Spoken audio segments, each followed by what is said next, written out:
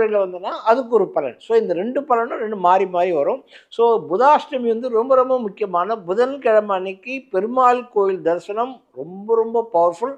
அதிலும் புதாஷ்டமி வர்ற அன்னைக்கு பெருமாள் கோயிலில் தாயாரம்மா சந்நிதியில் பூஜை பண்ணிங்கன்னா உங்களுக்கு ரொம்ப ஒன்றுமே வேணாம். ஒரே ஒரு துளசி மாலை வாங்கிட்டு வந்து போட்டுட்டு பெருமாளுக்கு போய் கும்பிட்டு வந்தாலே போதும். உங்களுக்கு எல்லா ப்ராப்ளம் இருக்கும். அதே மாதிரி புதன்கிழமை அன்னைக்கு சுதர்சன ஆழ்வார் பூஜைகள் பண்ணுறது ரொம்ப விசேஷம்.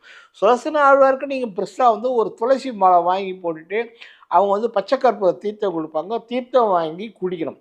தீர்த்தம் வந்து வாங்கி குடிக்கணும். தலையில் வந்து தேய்க்கக்கூடாது. நிறைய பேர் வந்து தலையில் தேய்ச்சிப்பாங்க. அது வந்து ஒரு தவறான விஷயங்கள். எந்த தீர்த்தமும் வந்து தீர்த்தம்ன்றது ஒரு மிக புனிதமான விஷயம். இறைவனுடைய அருள் பெற்றது. அதை வந்து குளிக்கிறதுன்றது தலையில் தேய்ங்கிறது ரொம்ப தவறான விஷயம். அதை யாரும் பண்ணாதீங்க. அதை பண்ண வேண்டாம். அதுக்கடுத்து பெருமாளுக்கு ரொம்ப ரொம்ப விசேஷம் வந்து பெருமாளுக்கு புதன்கிழமை. புதன்கிழமை வர